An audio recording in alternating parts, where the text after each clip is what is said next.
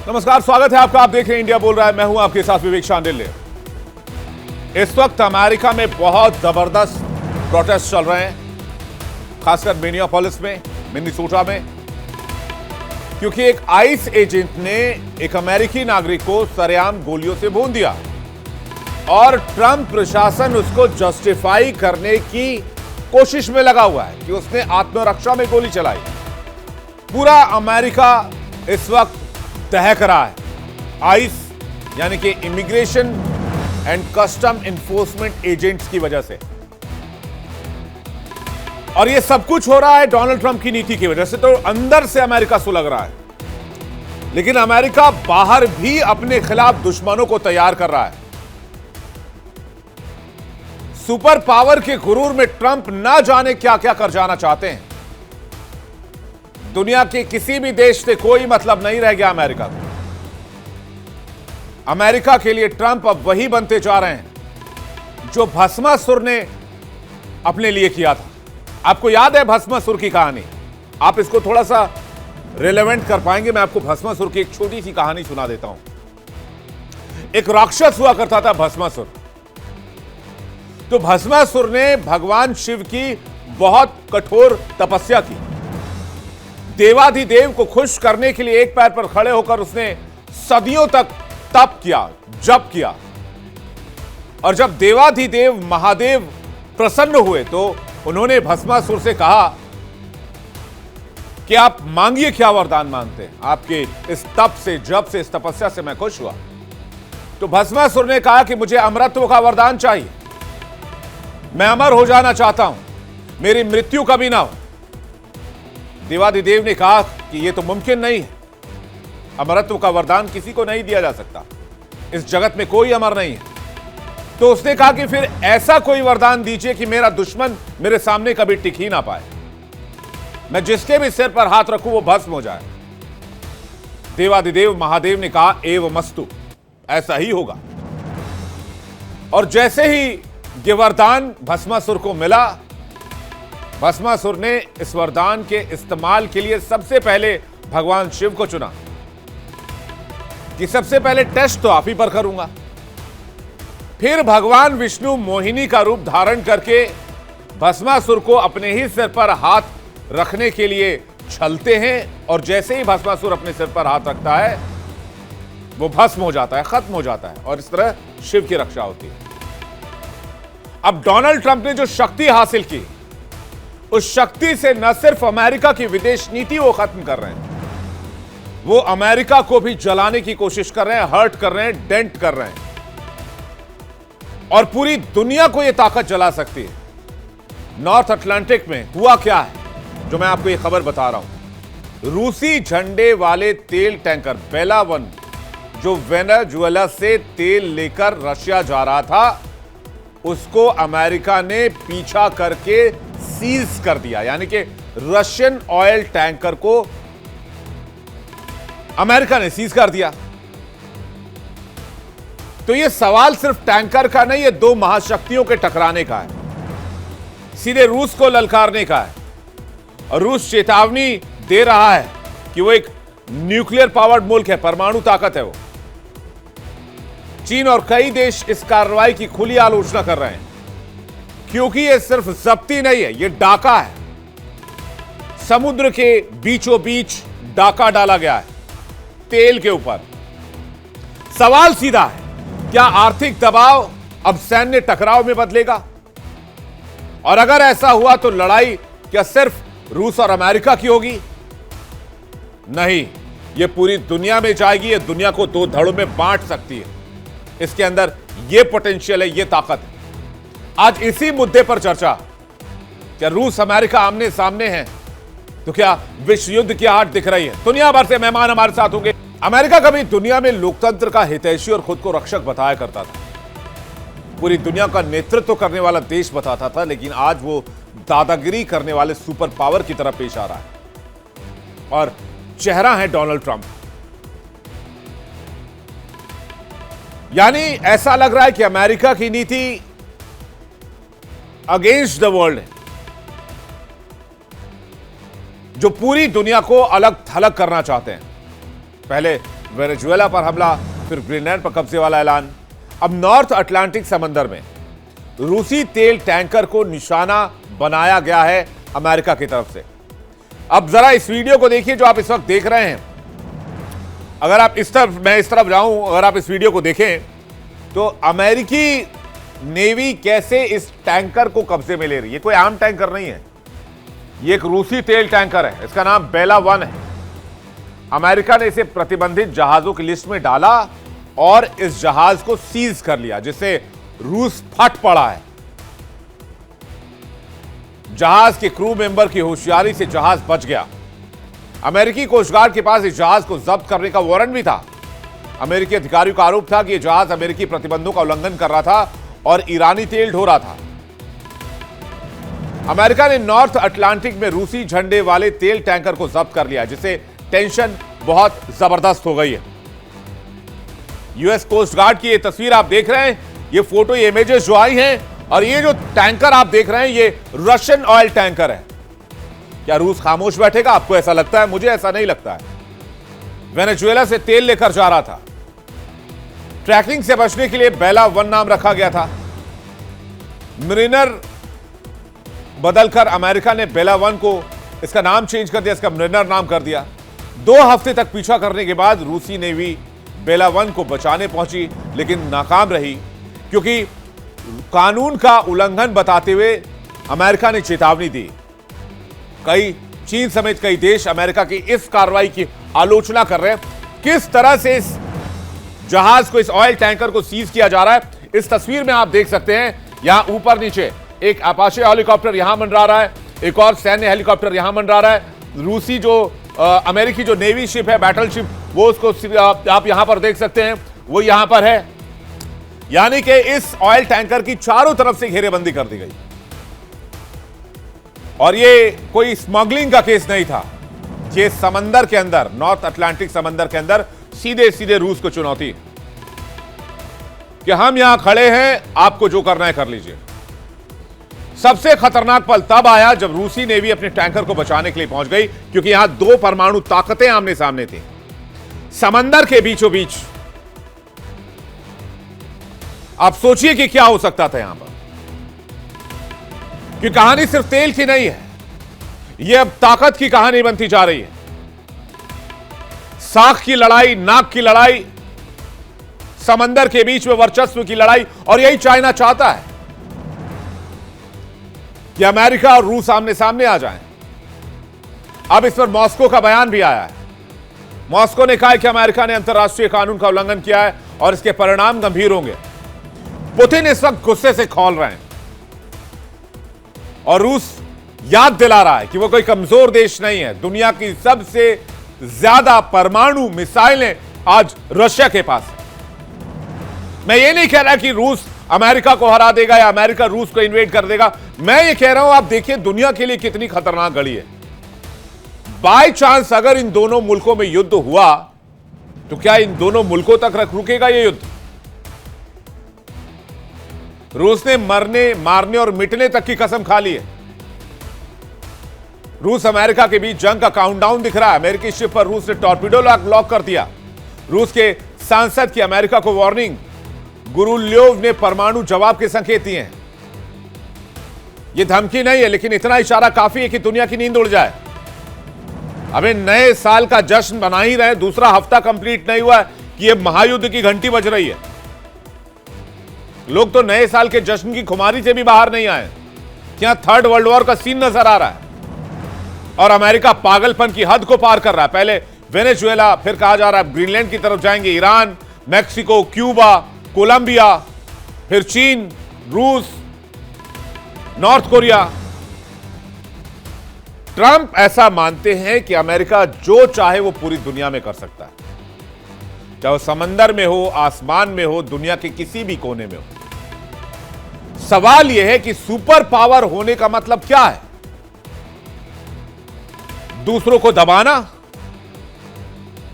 दूसरों को प्रेशराइज करना, अपनी पॉलिसीज जबरन थोपना, अपनी टैरिफ जबरन थोपना। चीन और कई देश अमेरिका की इस कार्रवाई की आलोचना कर रहे हैं, क्योंकि आज टैंकर रूस का है। कल चाइना का हो सकता है, परसों नॉर्थ कोरिया का हो सकता है, उसके बाद साउथ कोरिया का हो सकता है, फिर खाड़ी देशों का हो सकता है, कल को भारत का भी हो सकता है।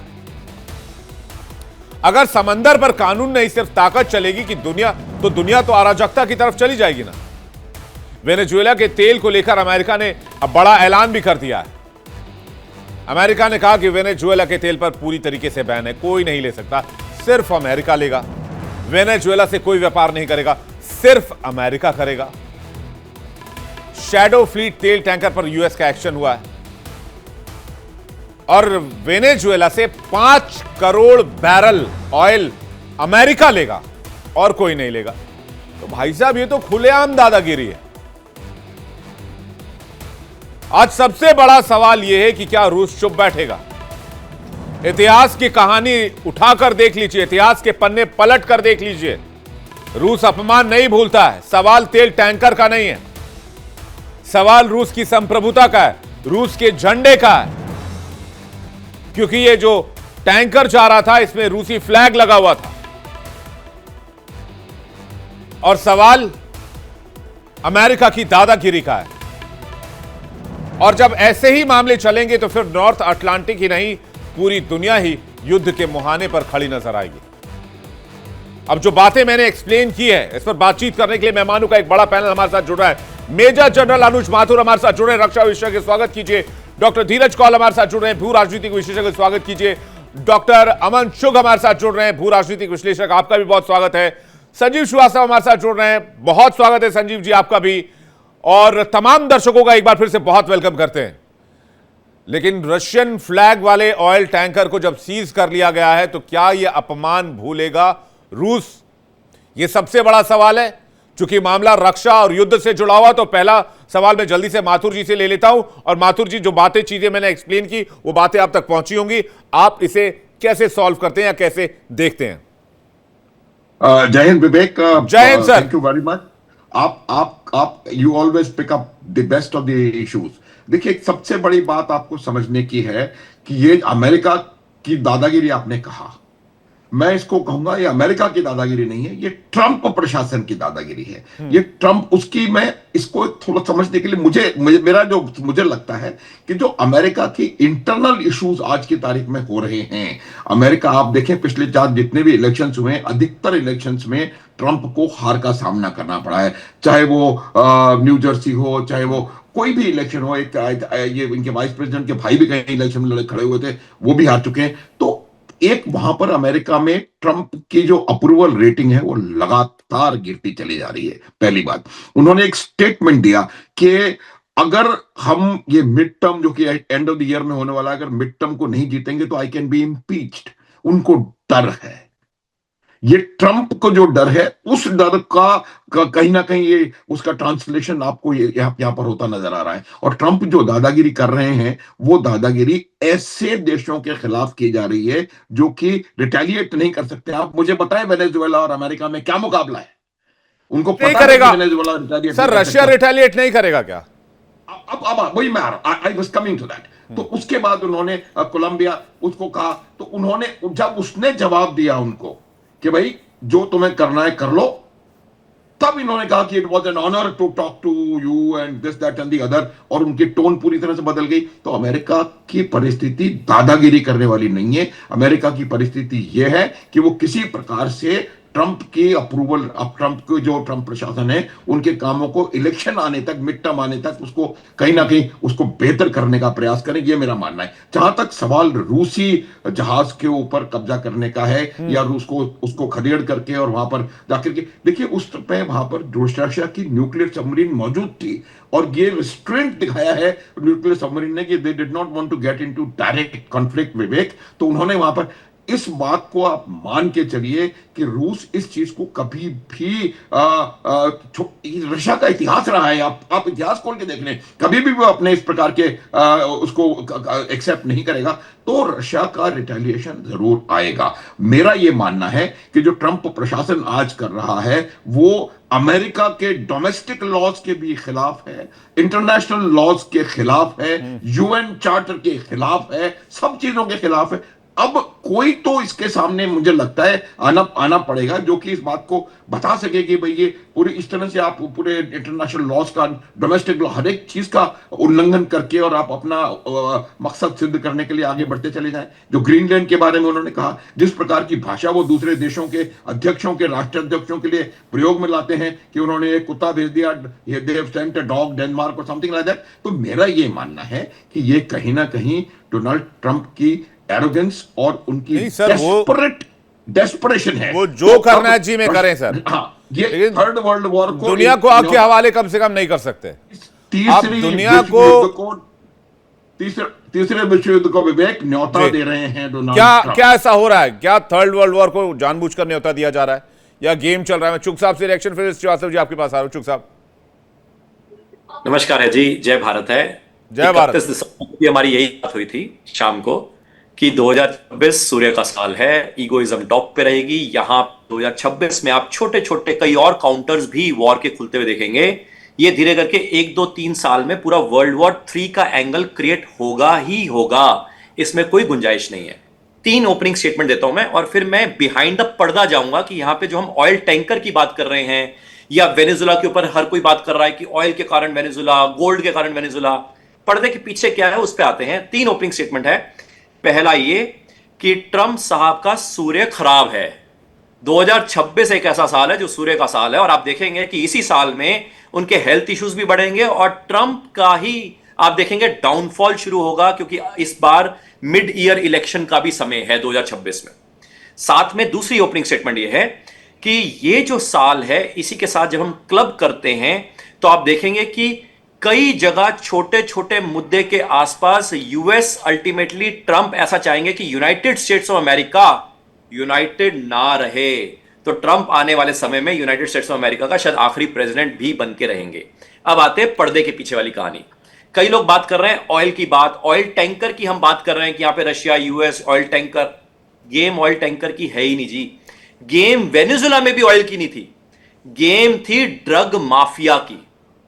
एंड इसके ऊपर मैं चर्चा थोड़ा आराम से एलॉबरेट कर सकता हूं अगर आप मेरे को और समझ दें, नहीं तो सेकंड राउंड में आराम से ड्रग माफिया को खोलने की कोशिश करता हूं। नहीं, आप अपनी बात पूरी कीजिए। आप कह रहे हैं ड्रग से जुड़ा हुआ था, आप कह रहे हैं कि रशिया के बेलावन में ड्रग्स का कैरी किया जा रहा था। तो मैं इसके बिहाइंड द पर्दा आता हूं। देखिए जी, कोकेन जो है वो लीव्स ऑफ कोका प्लांट से बनता है एंड ये मेजरली कोलंबिया, पेरू, चिले में बनता है। एंड वेनेजुला और निकारागुआ जो है, जो साउथ अमेरिका से नॉर्थ अमेरिका को जो कनेक्ट करता है, वहां पे पास थ्रू होता है, यानी कॉन्डुइट है। अब यहां पे यूएस और यूएसएसआर जो थे वो पहले प्रॉक्सी वॉर में थे एंड उसके कारण पूरा लैटिन अमेरिका में कहीं ना कहीं प्रॉक्सी वॉर के कारण कभी यूएस की चलती थी, कभी यूएसएसआर की चलती, जिसके कारण यूएस कांग्रेस ने एक बोलैंड अमेंडमेंट पास किया था, जिसके तहत उन्होंने कहा था कि हम कोई भी एंटी कम्युनिस्ट गवर्नमेंट को हम रेबल के थ्रू टॉपल नहीं करेंगे। एंड उस टाइम पे एक कॉन्ट्रा करने के लिए, कॉन्ट्रा करके एक रेबल्स ग्रुप होता था जो यूएस ने, रीगन, रोनाल्ड रीगन जो उसका यूएस का प्रेसिडेंट था, उसने इनफैक्ट ईरान को हथियार सप्लाई करे थे और उस पैसे को लेकर उन्होंने कॉन्ट्रा को फंडिंग करी थी कि तुम जाके निकारागुआ गवर्नमेंट को टॉपल कर दो, जिसका एयरक्राफ्ट रशिया ने मार गिराया था। और वहां से निकली थी ये कहानी कि भाई साहब ये क्या कर रहे हो, तुमने तो ये पूरा अमेंडमेंट पास किया था। अब उस कहानी को यहां पे लिंक करते हैं। 25% ग्लोबल कोकेन आज की डेट में जो वर्ल्ड का है वो वेनेजुएला से पास थ्रू करता है, अंदाजन 400 से 500 टन, यानी कि प्योर ब्लैक मनी है जी। और इस ब्लैक मनी से आप फाइनेंस कर सकते हैं ग्लोबल टेररिज्म भी, ग्लोबल एजेंडा लेफ्टिज्म का चलाना है, फेनेटिज्म का चलाना है, एंटी गवर्नमेंट का चलाना है, कुछ भी फंडा आपको चलाना है, आपको ब्लैक मनी चाहिए। और ये बड़ा क्लीन ब्लैक मनी है कोकेन के ट्रेड के थ्रू। यानी कि ये जो पावर जो वेनेजुला के जो वेनेजुला की जो प्रॉक्सिमिटी थी चाइना या रशिया की तरफ, वो तोड़ने के लिए ये ट्रंप ने गेम रचा वेनेजुला के ऊपर, जो ये गेम खेला है। अब ये जो शिप है, जो आप शिप की बात कर रहे हैं, जैसे पीछे चाइना के साथ भी कॉन्फ्रंटेशन हुआ, ऑयल की कोई गेम नहीं है जी, ऑयल चाहिए नहीं रशिया को। रैदर मैं तो ये कहूंगा वेनेजुला के पास बार बार सारे लोग कह रहे हैं कि 300 बिलियन बैरल्स है। अरे सर, उसका हाई सल्फर कंटेंट के साथ सोर ऑयल है, उस ऑयल की कोई वैल्यूएशन ही नहीं है। मतलब कायदे से आपकी उसको सेटअप करने के लिए इतनी कॉस्ट है कि आप उसको सेटअप करके मेंटेन करके जो कॉस्ट होगी उसके बाद आप उसको रिफाइन कर पाएंगे। तो वेनेजुएला ऑयल में कोई ज्यादा दम नहीं है, दम वो ट्रग ट्रेड का था जो मैं खोलने की कोशिश करने की चाहत रख रहा था। आपने ठीक है इसको एक अच्छे पॉइंट से कनेक्ट किया, लेकिन आपने एक अच्छा वैलिड पॉइंट भी उठाया जो मुझे भी थोड़ा सा अपीलिंग लगा कि भाई रशिया के पास तो वैसे भी बहुत ऑयल है, तो रशियन ऑयल टैंकर यहां क्या कर रहा था और ये रशियन ऑयल टैंकर में फिर क्या ले जाया जा रहा था, जिस तरफ चूक साहब इशारा कर रहे हैं। संजीव जी। देखिए विवेक जी, सबसे पहले तो मैं ये कहना चाहता हूं कि यूनाइटेड स्टेट्स ऑफ अमेरिका के राष्ट्रपति डोनाल्ड ट्रंप जिस रास्ते पर चल रहे हैं और जिस तरीके का वो आक्रामकता, अभी आर्थिक आक्रामकता अभी कम नहीं हुई थी और सामरिक आक्रामकता भी शुरू कर दी, जो टैरिफ का जो वॉर शुरू किया था उसके बाद वो अब सीधे सीधे वॉर करने जा रहे हैं, लोगों राष्ट्रपति और प्रधानमंत्रियों को उठा ले जा रहे हैं और उठाने की धमकी भी दे रहे हैं। ये जो राष्ट्रपति डोनाल्ड ट्रंप का जो पूरा जो किया धरा है वो अमेरिका की जो ग्लोबल क्रेडिबिलिटी के ऊपर बड़े प्रश्न चिन्ह खड़े कर रहा है। और मैं माथुर सर से बिल्कुल सहमत हूं, ये बिल्कुल उन्होंने सही कहा है कि ये जो पूरा अगर ऐसा ही खेल चलता रहा डोनाल्ड ट्रंप के एडमिनिस्ट्रेशन का, तो वो ऐसी संभावनाओं से इनकार नहीं कर सकते कि आगे आने वाले समय में अमेरिका का पॉलिटिकल इस्टेब्लिशमेंट ही उनको इम्पीच करेगा। और अमेरिका की जो पूरी ग्लोबल क्रेडिबिलिटी जिस तरीके से वो गिराते जा रहे हैं, अमेरिका में शत्रुओं को बढ़ाते जा रहे हैं, चाहे वो कोलंबिया हो, मैक्सिको हो, भारत हो, और किसको उन्होंने नहीं छोड़ा है, किसी को नहीं छोड़ा है। जाहिर है कि एक पूरे बड़ी लिस्ट बना करके आक्रामक तरीके से टैरिफ वॉर शुरू कर दिया सभी के ऊपर। और यदि किसी को नहीं छोड़ा है तो फिर मुल्ला मुनीर के ऊपर रहमी दिखाई है या किम जोंग उन के ऊपर रहमी दिखाई है। शेष तो अन्य सारे जो मित्रों हो, चाहे एलाइज हो, चाहे पार्टनर हो, सभी को उन्होंने अपना एडवर्सरी बनाने का ठान रखा है।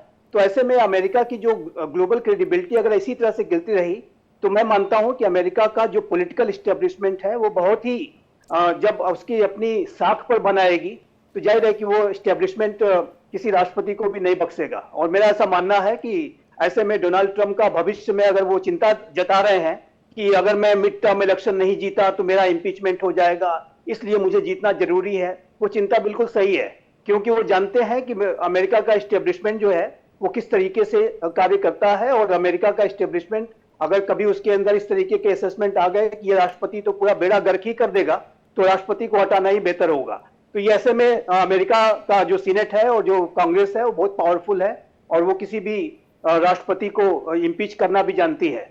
और अभी तक तो मैं डेमोक्रेटिक पार्टी की तरफ से ही बड़े रिसेंटमेंट सुन रहा हूं। कल मैं अभी किसी का स्टेटमेंट सुन रहा था कि ये जंगल लॉ ऑफ द जंगल का युग आ गया है। 19वीं सेंचुरी का अमेरिकन इंपेरियलिज्म जो था वो अब 21वीं सदी में नहीं चलेगा, और 21वीं सदी का भी 25 साल बीत चुका है। और आप सोच रहे हैं 19वीं सदी का अमेरिकन स्पेनिश वॉर के बारे में सोच रहे हैं, फिलीपींस पे ऑक्यूपेशन के सोच रहे हैं, यहाँ वहां गुआम और हवाई का ऑक्यूपेशन जैसा आपने किया था, वो 19वीं सदी का समय बीत चुका है। आपको लग रहा है कि चीजें जो है वो बहुत बुरे दौर की तरफ बढ़ रही है बिकॉज ऑफ डोनाल्ड ट्रंप, आप ये कह रहे हैं? Absolutely, totally and absolutely.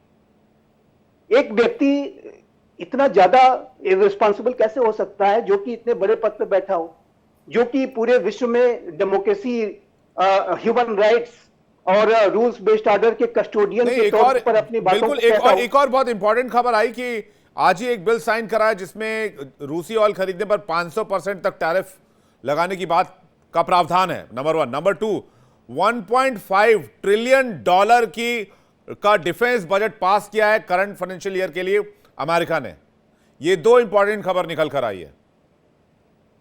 जी, मैंने भी वो देखी है। और देखिए, ये जो बिल लाया गया है वो वहां के एक सेनेटर, जिनको कि अभी हमने सुना कि किस तरीके से वो प्राइवेट कन्वर्सेशंस को पब्लिक कन्वर्सेशंस कैसे बना देते हैं, और ये डिप्लोमेटिक नॉर्म्स और न्यूआंसेस और प्रोटोकॉल सब भूलता जा रहा है अमेरिका।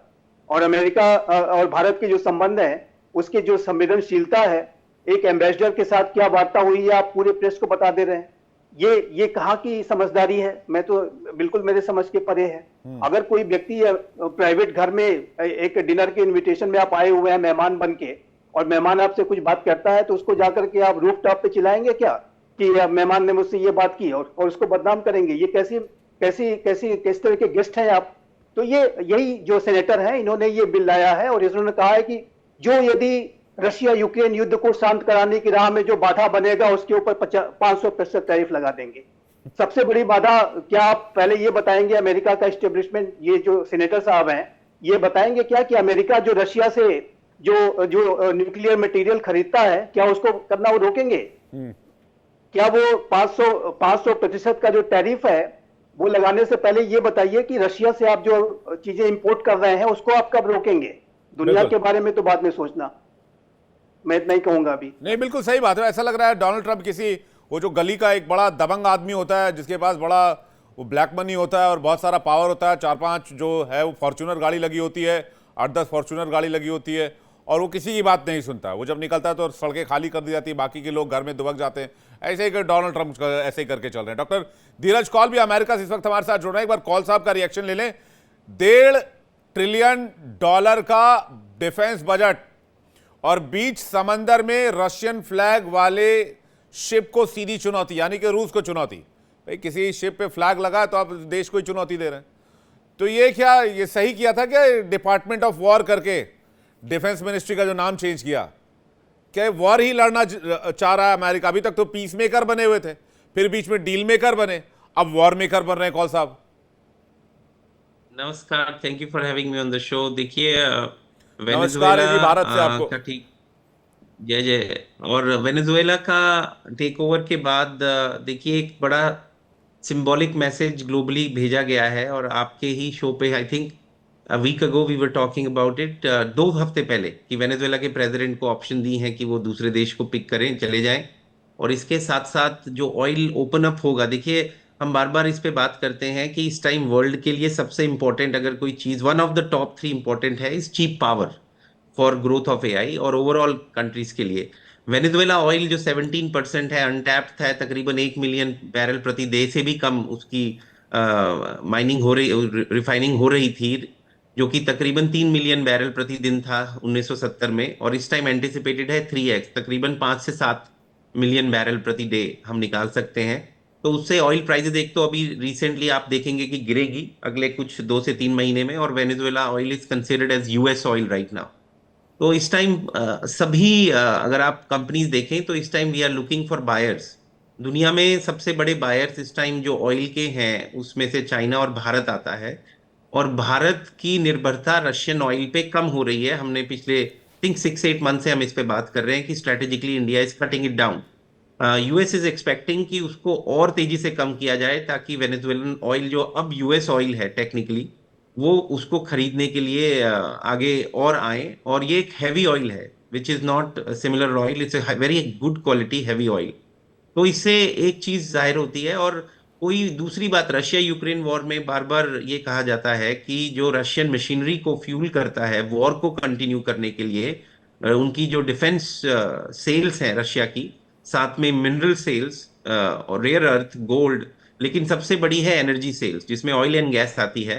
तो उसको अगर हम थोड़ा कम करें तो रशिया में गो ऑन बैक फ्रूट। लेकिन अब रिसेंटली जो निगोशिएशंस चल रही थी, जो हमें पता भी लग रहा था कि 90% ऑलमोस्ट आर एग्रीइंग, लेकिन सडनली रशिया ने अपने अटैक्स और बढ़ा दिए। तो फ्रॉम पॉइंट ऑफ निगोशिएशन चाह रहे हैं कि रशिया के ऊपर भी प्रेशर बिल्ट हो और उसके जो खरीदार हैं वो कम हो जाए। तो इस वजह से आप देख रहे हैं कि टैरिफ को बढ़ाने के लिए एक तरीके से पेशकश की गई है। ये पास नहीं है, आपको भी पता है, ये 500% बिल लगाना एक बहुत ही मुश्किल चीज है। 50% भी वॉज अ बिग इशू। लेकिन at the end of the day the goal is to cut down the buyers of Russian energy so that Russia goes into a negative drive financially, जो already उसके ऊपर आप देख रहे हैं pressure काफी है। दो चीजें हैं जो भी पैनल डिस्कशन में आई। एक तो रशियन ऑयल टैंकर क्यों आएगा वेनेजुएला से तेल लेने के लिए, और एक बात जो चुग साहब कह रहे थे कि ये जो ऑयल है वो सोर ऑयल है, ये इसमें सल्फर की मात्रा 3 या 4% से अधिक है, इसे रिफाइन करना मुश्किल है और ये महंगा भी पड़ता है। नो लेट मी करेक्ट, तो ये हैवी ऑयल है, ये मैं आपको बता देता हूं, ये हैवी ऑयल है। ये एक्स्ट्रा हैवी क्रूड ऑयल भी कहते हैं इसको, लेकिन ये लाइट ऑयल से डिफरेंट होता है और इसमें इसे सोर भी माना जाता है। इसको रिफाइन करना बहुत मुश्किल है। ये जो जानकारी मिलकर आ रही है एआई, आर्टिफिशियल इंटेलिजेंस के माध्यम से, वही हमने शेयर किया और थोड़ी देर Right. पहले चुंग साहब इसको Right. कर रहे थे। मैं एक बात और जी, बता देता हाँ। हूँ आपको। आपको जान के गर्व होगा कि भारत की रिफाइनिंग एबिलिटीज वर्ल्ड में इस टाइम टॉप है, वन ऑफ द बेस्ट।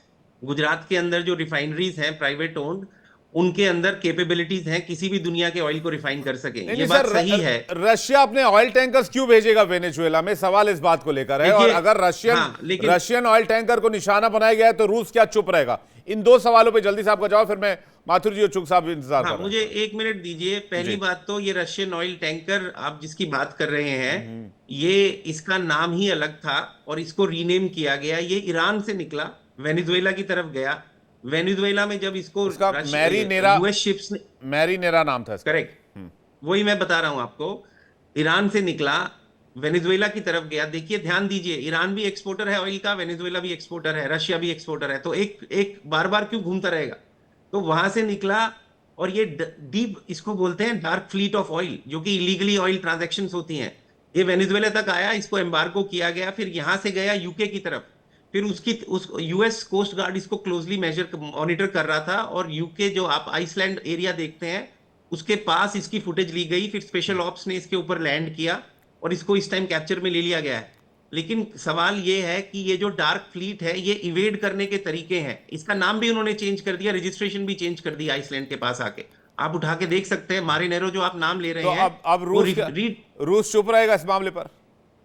तो पहले ये रशिया के नाम पे रजिस्टर्ड नहीं था। आप देखिए उठा के अपने फैक्ट्स, ये जब आइसलैंड के पास आया तो इसको री रजिस्टर किया नहीं, गया। तो कौल साहब, इसका नाम भी चेंज कर दिया। रूस ने रिएक्ट तो किया और कहा है कि ये दादागिरी है और इसके गंभीर परिणाम अमेरिका को भुगतने होंगे, हम खामोश नहीं बैठेंगे। हाँ, लेकिन वो परिणाम वर्बल परिणाम होंगे, उनका ऑन ग्राउंड कुछ आपको दिखेगा नहीं। आप भी यहाँ हैं, मैं भी बैठा हूँ, 2 हफ्ते में ये सब बात खत्म हो जाएगी, क्योंकि रशिया इज ऑलरेडी, ठीक है, उसका अपना हाथ पूरी तरीके से ऑक्यूपाइड है इन द वॉर। ठीक है, इस टाइम तो समझदारी इसी में है कि रशिया यूक्रेन वॉर रुक जाए, इसको एस्केलेट ना किया जाए और ये रुक जाए। नहीं, ये ट्रम्प साहब की हरकतों की वजह से लग तो नहीं रहा ऐसा कुछ होने वाला। चुग साहब आपको कुछ कहना चाह रहे हैं, फिर मैं कौल साहब के पास, फिर मैं माफी चाहूंगा माथुर सर के पास और श्रीवास्तव जी के पास जा रहा हूँ।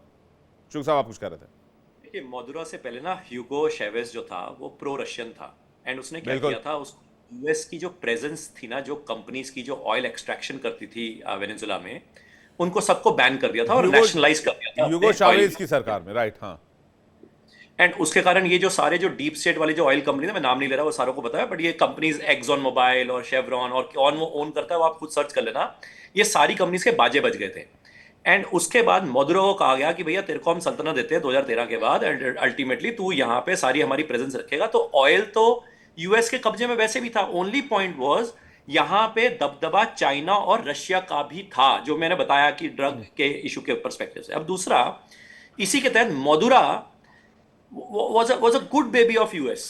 मुद्दा ऑयल का था ही नहीं, ऑयल तो यूएस के निगरानी में था, मुद्दा ट्रेड था। जो ह्यूगो जो था उसने कभी भी ड्रग ट्रेड के ऊपर हाथ नहीं डाला था, जो मदुरा ने किया, वहां पे पंगा पड़ा। एंड इनफैक्ट मदुरा का और ह्यूगो चावेज का दोनों में नेचर में डिफरेंस ये था कि ह्यूगो चावेज ऊपर से लेकर नीचे तक सारे लोगों का ख्याल रखता था, पैसे पूसे पूरे पास ऑन करता था, मदुरा पास ऑन नहीं करता था। इसलिए आप देखो, जो 10 लोग साथ में मदुरा के साथ जो उठाए गए हैं, एक पल बाय पल की खबर थी कि मदुरा कौन कौन से सेफ हाउस में मूव कर रहा है, एंड 10-12 मिनट्स में जो उसको वेकेट करके उठाया गया, वहां पे जिस जगह से वेकेट किया गया वहां पे एक भी सिंगल गोली भी नहीं चढ़ी। इनफैक्ट जो उसके पर्सनल बॉडीगार्ड है, उसकी एक बेटी का इलाज इस टाइम पे यूएस में चल रहा है, क्योंकि उसने खुद कहा कि भैया मेरी बेटी बीमार है, इसका यहाँ पे इलाज नहीं हो सकता, प्लीज इसको उठाओ, इसको भी उठाओ और हमें भी उठाओ। तो पॉइंट ये देखने में बहुत कुछ स्क्रिप्टेड, मतलब आप कह रहे हैं चीजें स्क्रिप्टेड थी? सब कुछ दिख रहा है जी, मतलब इसमें और क्या, मैं अपने मुंह से आके चैनल के उस तरफ आके चैनल है तो बंद कर दो, मैं सब कुछ खोल देता हूं, उसका फिर मजा नहीं आएगा ना। इसलिए दबी दबी आवाज में आप समझो कि उसके सारे बॉडीगार्ड्स को साथ में लेके गए हैं, उनकी बच्चे का किसी का इलाज चल रहा है, सब कुछ गेम है। ठीक है। दूसरा जो सल्फर ऑयल, इतना ह्यूज सल्फर ऑयल है, इसकी refining US, Russia, China, India 4-5 countries कर पाते हैं। सेटअप कॉस्ट ही इतना महंगा है, एंड उसका जो एक्सट्रैक्शन कॉस्ट है वो अलग से महंगा है। तो मतलब इतना high sulphur content oil Russia जाके वो वेनेजुएला में क्या करेगा उसका? मतलब मोटिव ड्रग वाला मामला था। माथुर सर कुछ कहना चाह रहे हैं, उसके बाद कॉल सर श्रीवास्तव जी आपके पास आ रहा हूं। माथुर सर। देखिए विवेक, मैं आपको एक तो मैं डॉक्टर धीरज कौल से ये प्रश्न करूंगा कि ये ऑयल अमेरिका के कैसे है, इसका मेरे मेरे समझ से बाहर है। जो ऑयल वेनेजुएला में है वो अमेरिका का कैसे हो गया, ये बिल्कुल इसको ये दादागिरी की भी पराकाष्ठा है ये। और जो आज की तारीख में अब वेनेजुएला की परिस्थिति है, कंडीशन है कि वो उनकी जो ऑयल इंडस्ट्री है वो बिल्कुल डेड है। उसकी वजह अमेरिका के द्वारा लगाए गए सैंक्शंस हैं। ये जो ऑयल इंडस्ट्री जिसको वो दोबारा रिवाइव करने की बात कर रहे हैं, उस ऑयल इंडस्ट्री को बर्बाद अमेरिका ने किया है। और वो जो सैंक्शंस अमेरिका ने लगाए थे उसकी वजह से वो ऑयल इंडस्ट्री जो है वो धराशायी हुई है।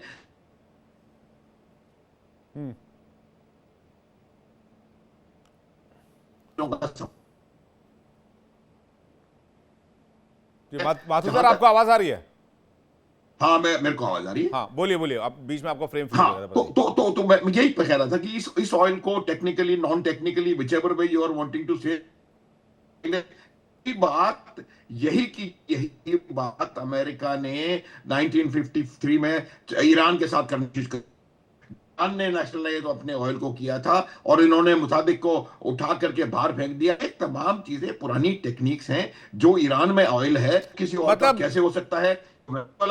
तेल, मतलब आप ये कह रहे हैं, आपकी आवाज रुक रुक कर आ रही है, मैं एक बार फिर से आपका कनेक्शन चेक करा रहा हूं। आप ये कह रहे हैं तेल बहाना है, दादागिरी ओरिजिनल जो है वो निशाना है। तो कौल साहब, ये आप तेल रहने दीजिए, तेल का खेल तो जो चल रहा है वो चलता ही रहेगा। तो तेल का खेल दुनिया जानती कैसे चला है, ये दादागिरी कब तक, ये बता दीजिए। देखिए, दो पॉइंट है। एक तो आपके ही चैनल पे जब ये हुआ था, मैंने आपको क्या बताया था बहुत पहले कि मडूरो की सरकार में कुछ चुनिंदा आर्मी के हेड देख लीजिए, कर्नल और उसके बिलो के लोग उनके साथ नहीं है। ये अंदर के लोगों ने हटा दिया और अच्छा हुआ। वो he was not a good guy. उनकी वजह से इन्फ्लेशन, वहां पे करप्शन, वो मतलब दुनिया अलग है, वो उसमें मत जाइए। वो कोई देवता नहीं थे और बहुत अच्छा हुआ और उनकी कंट्री बहुत खुश है और अब इकोनॉमिकली प्रॉस्पर भी करेगी। Venezuela was having one of the highest GDP capita income, आप उठाकर देखिए। पर अगर स्विट्जरलैंड का उठा लीजिए आज की डेट में, पर कैपिटा इनकम जो है, और वेनेजुएला का पहले जमाने का देखिए, ऑयल से बहुत पैसा आता था उनके पास। ये बात सही है कि हमारे इंटरेस्ट और उनके इंटरेस्ट मैच नहीं किए, तो वहां पे सडनली नेशनलाइजेशन हो गया, ये सब हो गया। लेकिन हैविंग सेड दैट, अंदर के लोगों ने उनको हटा दिया और अब जो राष्ट्रपति वहां की बनी हुई है, कौल साहब, अब जो होना था हो गया। अब तो वो, लेकिन एक बात समझिए, मैं ये जानना चाह रहा हूं कि ये जो अभी तक जो ट्रम्प जी डील मेकर और पीस मेकर दिख रहे थे, वो वॉर मेकर बनते दिख रहे हैं। मैं इसमें आपका ओवरव्यू चाह रहा हूं। हाँ, वो मैं दे रहा हूं, लेकिन मुझे 10 सेकंड दीजिए, क्योंकि ये समझना जरूरी है कि current administration in Venezuela is in कहूट with US. Total alliance है, ऐसा कुछ आपको मीडिया में दिख नहीं रहा होगा, लेकिन है ऑन ग्राउंड, वहां का सपोर्ट है आसपास। इसीलिए जो नेशनलाइजेशन ऑफ ऑयल की बात आप करते हैं, प्रेसिडेंट है, डिप्टी पीएम है, रॉड्रिगेज ने तो ऐसा मना कर दिया है।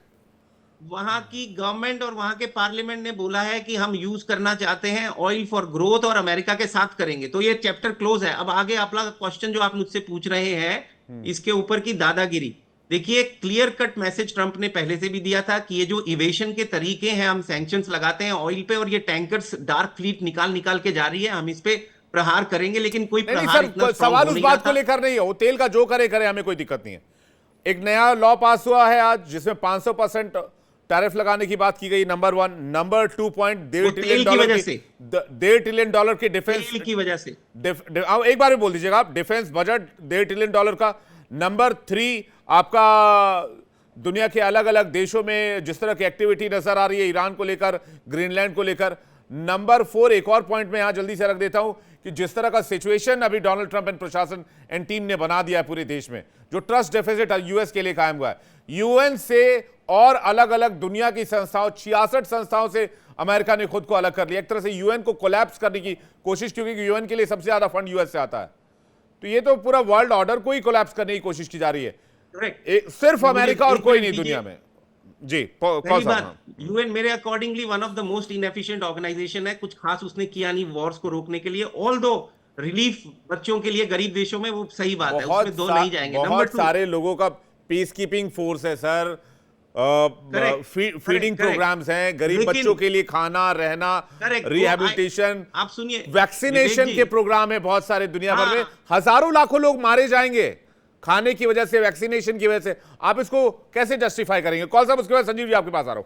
जी Please, माफी मैं चाहूंगा, कुछ थोड़ा बोलने सवाल दीजिए। मेरा लंबा हो गया। हाँ। आप इतने सारे सवाल पहली बात, यूएन के कुछ एरियाज हैं जो एसेंशियल हैं और उस पे ऑपोजिशन यहाँ की डेमोक्रेट और रिपब्लिकन पार्टी ने भी ट्रंप का ऑपोजिशन किया था जब वो बोल रहे थे उनके फंड काट देंगे, जिसमें वैक्सीनेशन और बच्चों के फूड प्रोग्राम्स हैं। उस यूएन की एक रिप्लेसमेंट बॉडी बनना जरूरी है। भारत जैसे देश को एसेंशियल वीटो पावर आज तक नहीं मिली, वो एक अलग इशू है, लेकिन मुझे नहीं लगता यूएन अपनी कसौटी पे खरा उतर पाया पिछले कई दशकों में। नंबर 2, ग्रीनलैंड की आप बात कर रहे हैं, वो स्ट्रेटेजिकली बहुत इंपॉर्टेंट है यूएस के लिए। डेनमार्क जैसी कंट्री उसे डिफेंड कर ही नहीं पाएगी। और मुझे जो दिख रहा है वो अगले कुछ मे बी 1 ईयर और 2 ईयर के अंदर आपको क्लैरिटी दिखेगी कि स्पेशल जोन्स बनेंगे जिसके अंदर यूएस के पास स्ट्रेटेजिक राइट्स होंगे डेनमार्क ग्रीनलैंड के, जो जी।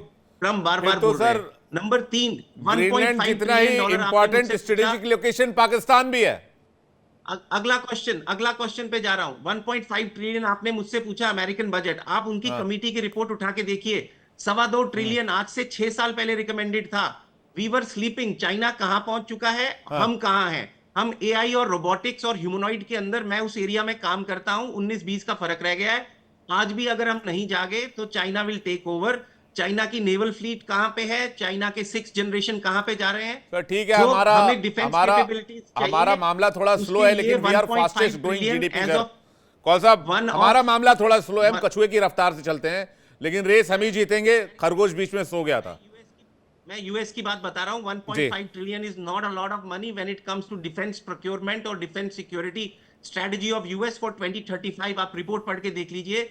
2.25 ट्रिलियन का रिकमेंडेड था आज से 5 साल बिल्कुल, पहले। बिल्कुल। We are waking up to the music. मैं समझ गया सर आपकी बात, लेकिन मेरा कंसर्न सिर्फ यही है, दुनिया को अलग थलग करने से अमेरिका का भला नहीं हो जाएगा। संजीव जी का रिएक्शन, उसके बाद माथुर सर कुछ कहना चाह रहे हैं। संजीव जी।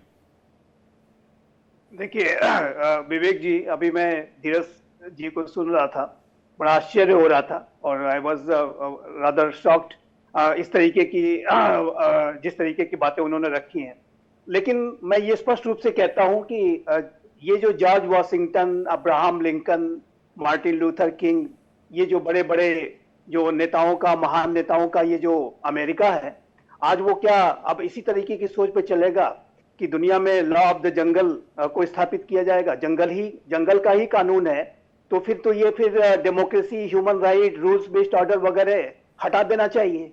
उसके बारे में तो अब कोई बात हो नहीं सकती ना। अब तो ये नहीं हो सकता ना कि चाइना इंडो पैसिफिक रीजन का रूल्स बेस्ड ऑर्डर बिगाड़ रहा है। वो तो भाई, चाइना तो अपना एरिया ऑफ इन्फ्लुएंस है, अमेरिका का अपना एरिया ऑफ इन्फ्लुएंस है वेस्टर्न हेमिस्फीयर। चाइना का area of influence Indo Pacific हो गया और यूरोप का अपना एरिया ऑफ इन्फ्लुएंस हो गया, रशिया का अपना एरिया ऑफ इन्फ्लुएंस हो गया। तो वो ऐसे ही बांट लीजिए, कहानी खत्म कीजिए। अगर किसी ने कोई इनकर्जन कर दिया तो फिर चला दीजिए अपना जो बड़ा वाला हथियार है। तो ये जो इस तरीके की जो सोच है, might is right, law of the jungle का कानून, ये आखिर इस तरीके की सोच अगर चलेगी तो फिर हम 21वीं सदी के तीसरे दशक में हैं और सोच वही 19वीं शताब्दी वाली है। अमेरिका स्पेनिश वॉर वाली सोच ही है। गुआम को, हवाई को और कहां को आपने अपने टेरिटरी में मिलाया। लेकिन आप वही 1776 की हर साल 4 जुलाई को जब भाषण देते हैं तो किस तरीके का उसमें बातें रखते हैं कि किसने अमेरिका को इंपीरियलिज्म से आजाद कराया था। अमेरिका भी तो कहता है कि हमने ब्रिटिश इंपीरियलिज्म से लड़ाई लड़ी थी। और अभी आपको यूरोप का ग्रीनलैंड भी चाहिए आपको। डेनमार्क बहुत नाराज है। डेनमार्क आपका नाटो का एलाई है। डेनमार्क कह रहा है कि यदि आपने ऐसा किया तो फिर नाटो टूट जाएगा। और इस तरीके का जो अगर व्यवहार अगर अमेरिका का ट्रंप प्रशासन करेगा तो फिर अमेरिका की क्रेडिबिलिटी का क्या होगा, इसके बारे में भी विचार करना चाहिए। अभी कौल साहब जो है तमाम बातें कह रहे थे। ग्रीनलैंड अमेरिका की सिक्योरिटी के लिए जरूरी है, तो ग्रीनलैंड के ऊपर ऑक्यूपेशन कर लेते हैं। फिर ये ड्रग ट्रैफिकिंग हो रही थी, अभी चुक साहब कह रहे थे, तो इसके लिए वेनेजुएला पर ऑक्यूपेशन कर लेते हैं। फिर आर्कटिक जो है वो इकोनॉमिक सिक्योरिटी के लिए जरूरी है, तो आर्कटिक के ऊपर भी कोई ना कोई ऑक्यूपेशन कर लेगा। तो और चाइना के लिए ताइवान, तो चाइना क्लेम कर रहा है, रशिया भी क्लेम कर रहा है। और चाइना के लिए बिल्कुल, और सबसे इंपॉर्टेंट अभी ताइवान भी सिक्योरिटी के लिए बहुत जरूरी है चीन के लिए। तो ताइवान ऑक्युपाइड करना होगा। ताइवान जरूरी है। पाकिस्तान बहुत जरूरी है जियो स्ट्रेटेजिक लोकेशन अमेरिका के लिए। तो फिर अमेरिका को एक ग्रेटर अमेरिका भी चाहिए होगा भारत के बगल में, पाकिस्तान की जगह कल को ग्रेटर अमेरिका लिखा नजर आए। तो इसको देखिए विवेक जी, ये एंड ऑफ द हिस्ट्री नहीं कहेंगे इसको, एंड ऑफ द वर्ल्ड की तैयारी चल रही है। जी। तो एंड ऑफ द वर्ल्ड की तैयारी मत करें, और रूल्स बेस्ड ऑर्डर जो बना था उसके एक बारे छोटा में एक थोड़ा छोटा विचार छोटा कर रिएक्शन लें। जल्दी से, एक छोटा छोटा रिएक्शन। हाँ। चुग साहब कुछ कहना चाह रहे, चुग साहब जल्दी से। देखिए जी, इसमें रिएक्शन तो देने वाली कोई पॉइंट ही नहीं है, क्योंकि जब उन्होंने कह दिया कि वेनेजुएला का ऑयल हमारा है, चैप्टर क्लोज हो गया। फिर वो कहते हैं ग्रीनलैंड जो हमें चाहिए स्ट्रेटजी, ये गली का गुंडा वाली हरकतें कब तक चलेंगी? कोई तो बोलेगा, बोलेगा, कोई तो अलायंस खड़ा होगा, ब्रिक्स खड़ा होगा, साउथ एशिया खड़ा होगा, कोई तो खड़ा होगा। फिर तो मैं सिर्फ ये क्रक्स बोलूंगा कि 2025 में धीरज कौल साहब कह रहे थे कि हम पीस डील करवाएंगे, मेरे को लगता है 2026 में कराएंगे, हम वार कराएंगे। मेरे को तो ये लगता है 26 के साथ भी चेंज हो गया। 2025 में भी यही कह रहे हैं, वार कराएंगे। कौल साहब जल्दी से, कौल साहब जल्दी से, कौल साहब, तब भी वो कह रहा पीस डील नहीं हो पाएगी। कौल साहब जल्दी से। देखिए, जो संजीव जी ने बोला मैं पूरी तरीके से एग्री करता हूं, वो मेरा विश है ऐसा दुनिया हो। लेकिन मैंने आप ही के शो पे उस दिन बोला था, दुनिया जिस तरफ जा रही है और जैसा मैं चाहता हूं वो दो अलग अलग है। मैं आपको वो दिखा रहा हूं जिस तरह वो जा रही है। अनफॉर्चुनेट है जिस तरफ वो जा रही है, ये अनफॉर्चुनेट है। इसीलिए दुनिया के सारे देश अगर एक मिलकर कंसेंसस नहीं बनाएंगे, यूएन जैसी स्ट्रांग बॉडी नहीं बनेगी, ये चीजें चलती रहेंगी। ठीक है, मैं समझ गया माथुर सर। बिल्कुल बिल्कुल, मैं यही कह रहा था, एग्जैक्टली ये कह रहा था कि माइट इज राइट कोई तरीका नहीं है। अगर आपके लिए कोई चीज स्ट्रेटेजिकली इंपॉर्टेंट है, इसका मतलब ये नहीं है कि आप उसको ऑक्यूपाई कर लेंगे। हर एक देश के लिए बहुत सारी चीजें स्ट्रेटेजिकली इंपॉर्टेंट हुआ करती हैं, इसका मतलब ये नहीं होता है कि आप उसको ऑक्यूपाई। जाते जाते चुग सर के लिए छोटा सा इन्फॉर्मेशन और समय सीमित है। मैं चुग साहब के लिए एक छोटा सा इन्फॉर्मेशन, उन्होंने कहा 2026 है जी, साल है जी सूर्य का जी। तो चुग साहब, ये विक्रम संवत 2083 शुरू होने वाला है। जब विक्रम संवत शुरू होगा तो वो राहु का साल होगा, और राहु मास्टर ऑफ इल्यूजन है जी। 2083 में विक्रम संवत में गुरु राजा रहेगा और मंगल मंत्री रहेगा। लेकिन नंबर तो 4 का बन रहा है, टोटल नंबर 4 राहु है। नहीं, अच्छा वैसे वाला, ओके। तो फिर तो आप 2083 को ऐड कर रहे हैं जी। मैं तो विक्रम, अगर मैं ज्योतिष की मानूं तो मैं 2083 को काउंट करूंगा ना, न्यूमरोलॉजिकली अगर हम ऐड करें। बिल्कुल, हाँ बिल्कुल। हाँ, तो इसलिए वो इल्यूजन ही तो क्रिएट हो रहा है, तभी तो अब सारे तो इल्यूजन बनने वाला सर मार्च के बाद से। माफी चाहूंगा कॉल साहब, फिर आपसे मुलाकात होगी, कल फिर बातचीत करेंगे, समय सीमित है। बहुत शुक्रिया संजीव जी, बहुत शुक्रिया माथुर सर, बहुत शुक्रिया कॉल साहब, आपका भी बहुत बहुत धन्यवाद, और चुग साहब आपका भी बहुत शुक्रिया। इंडिया पोल में फिलहाल इतना ही। बारी इंडिया डेली क्विज कॉन्टेस्ट की, और सवाल यह है कि सोवियत संघ का पतन कब हुआ था, विघटन कब हुआ था? ऑप्शन ए 6 मार्च 1980, ऑप्शन बी 25 दिसंबर 1991। सही जवाब भेजिए 72407 72407। अब बताते हैं आपको कल के विनर का नाम। कल के विनर का नाम है शशांक नेगी, मयूर विहार दिल्ली के रहने वाले हैं। शशांक, आपको बहुत बहुत बधाई, जल्दी आपको दिया जाएगा एक शानदार तोहफा इंडिया डेली की तरफ से।